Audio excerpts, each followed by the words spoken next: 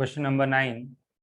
Figure shows the graph of the x coordinate of a particle going along x axis as a function of time t. तो displacement x coordinate versus time का graph है. Find average velocity during 0 to 10 seconds. 0 से लेकर 10 second तक अपने को average velocity बताना है और अपने को इंस्टेंटेनियस वेलोसिटी बताना है एट 2 सेकेंड्स, 5, 8 एंड 12. चलो ध्यान से देखना. 0 से लेकर 10 सेकेंड्स तक अगर जो अपने को क्या करना है, एवरेज वेलोसिटी बताना है. ध्यान से सुनना.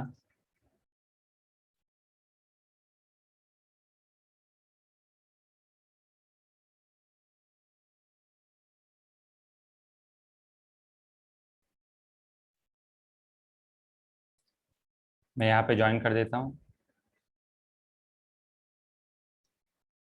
तो ये पार्ट में ध्यान से सुनो. At time t equals to 0 particle कहाँ पे था? पार्टिकल था x इज इक्वल टू 0 पे.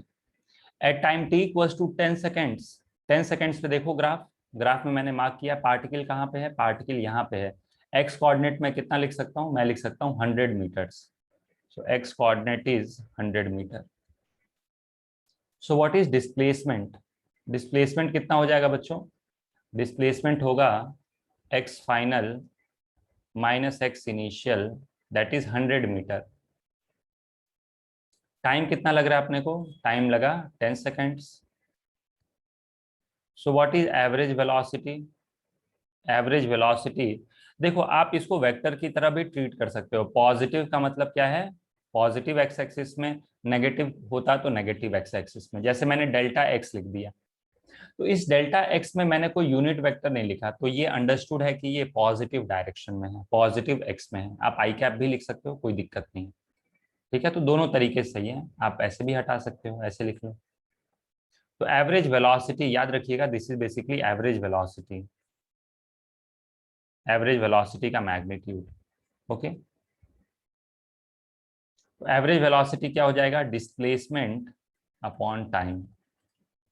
तो displacement is 100 metre upon time is 10 seconds, तो ये हो जाएगा 10 मीटर पर सेकेंड.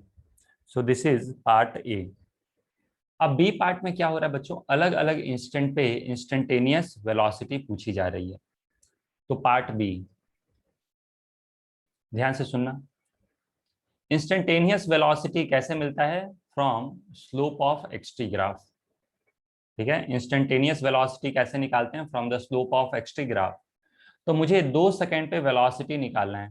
तो आप बोलोगे कि सर 0 से लेके 2.5 सेकेंड्स तक तो स्लोप कांस्टेंट है, मतलब 1 सेकेंड, 2 सेकेंड, 2.2 सेकेंड, 2.5 तक, यहां से लेके यहां तक हर जगह वेलोसिटी सेम है. मतलब आपसे पूछा जा रहा है 2 सेकेंड्स पे आप इस लाइन का स्लोप निकाल लो. क्यों? क्योंकि इस पूरे टाइम इंटरवल में वेलोसिटी कांस्टेंट है. तो यहाँ पे स्लोप क्या हो जाएगा बच्चों? What will be the slope for the interval of 0 to 2.5 seconds. तो चलो मैं इसका पहला पार्ट कर रहा हूँ. पहला पार्ट क्या है? Time t is equal to 2 seconds पे निकालना है. तो 2 सेकेंड पे वेलोसिटी निकालना है. मैं फिर से एक बार रिपीट कर रहा हूँ. मैं क्या करने जा रहा हूँ? मैं यहां से लेके यहां तक का वेलोसिटी, ये स्लोप निकालना है मुझे, इस लाइन का स्लोप निकालना है. क्योंकि इस लाइन का जो स्लोप होगा ना, वही वेलोसिटी दे देगा 2.5 सेकेंड्स पे. ऐसे सोच सकते हो. मुझे यहाँ पे स्लोप चाहिए, तो यहाँ पे slope will be equal to slope of this straight line. Logic समझ में आया? मैं फिर से रिपीट कर रहा हूँ. मुझे इस पॉइंट पे स्लोप चाहिए, तो इस पॉइंट पे स्लोप क्या है? स्ट्रेट लाइन है, तो हर जगह ही स्लोप सेम है. तो इस लाइन का स्लोप निकाल लो. तो velocity instantaneous will be slope. Slope क्या है? Height is 50 metres, base is 2.5 seconds. तो this is 20 metres per second. Positive slope है, क्योंकि ये जो एंगल थीटा देख रहे हो, this is less than 90 degree. So this is positive slope. 5 second देखो, 5 सेकेंड यहां से लेके यहां तक स्लोप 0 है. स्लोप इज 0, और स्लोप 0 है, तो 5 सेकेंड पे वेलोसिटी क्या आ जाएगा? At time t equals to 5 second velocity 0. क्यों? क्योंकि स्लोप 0 है। फिर आपसे क्या पूछा जा रहा है 7.5 सेकेंड पे, तो ध्यान से सुनना। नहीं, 8 सेकेंड पे। तो 8 सेकेंड पे क्या स्लोप होगा, slope of this straight line. तो इस स्ट्रेट लाइन का स्लोप कैसे निकलेगा, बेस कितना है, व्हाट इज दिस बेस, ये बेस कितना है, दिस बेस इज 2.5। ये हाइट कितना है, height is 50, this is 2.5, this height is 50, तो अगेन 20 ही आ जाएगा। तो मैं यहाँ पे लिख देता हूँ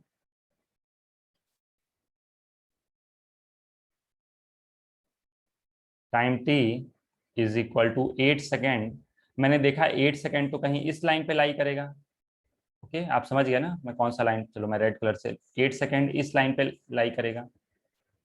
तो मैंने इस लाइन का स्लोप निकाल दिया, तो we will be again height is 50, base is 2.5, तो कितना हो जाएगा, again this will be 20 metres per second. Third, नहीं fourth,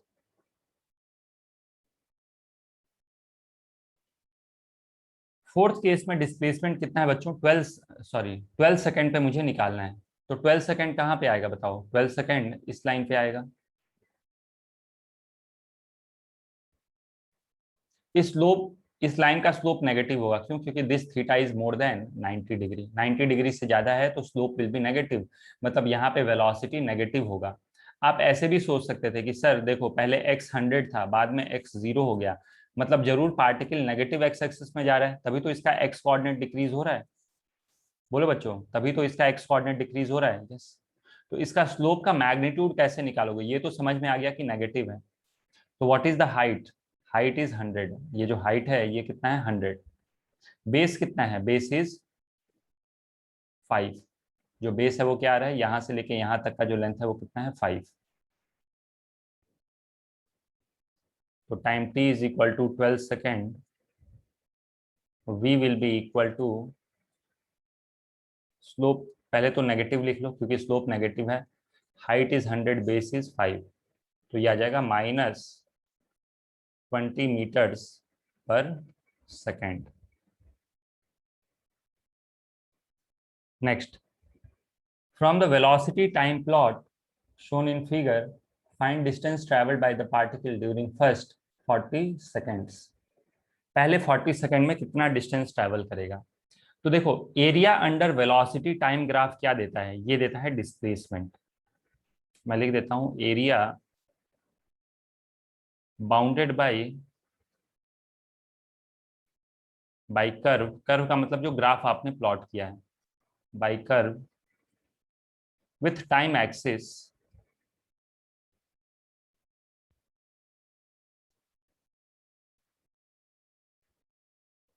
area bounded by curve with time axis in velocity versus time plot gives displacement।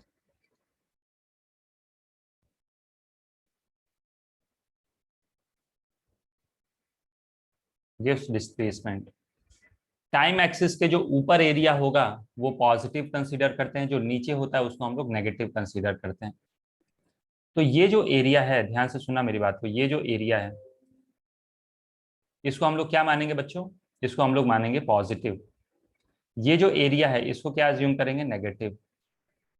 यहाँ पे base कितना है, base is 20, height is 5, तो एरिया कितना हो जाएगा, अगर जो मैं सिर्फ ऊपर वाले ट्राइंगल का एरिया लिखूं तो half into base into height, so this is 50 metres.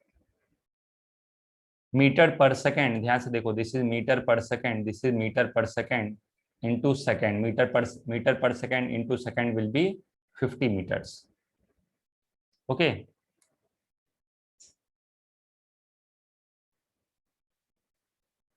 तो ये एरिया अगर जो मैं लिखूं तो ये हो जाएगा +50, ये एरिया कोई पूछे तो क्या है -50। अब ये मत बोलना कि सर इसका मीटर स्क्वायर क्यों नहीं है, क्योंकि ये है मीटर पर सेकंड, ये है सेकंड, तो इनको मल्टीप्लाई करोगे तो मीटर्स आएगा। तो इसका मतलब यह है कि 0 से 20 सेकंड में पॉजिटिव डिस्प्लेसमेंट हुआ है, और 20 से 40 सेकंड में नेगेटिव डिस्प्लेसमेंट हुआ है। इसका मतलब पार्टिकल पहले आगे 50 मीटर गया, फिर 50 मीटर पीछे आया। तो क्वेश्चन में पूछता कि व्हाट इज नेट डिस्प्लेसमेंट, तो आप बोलते जीरो।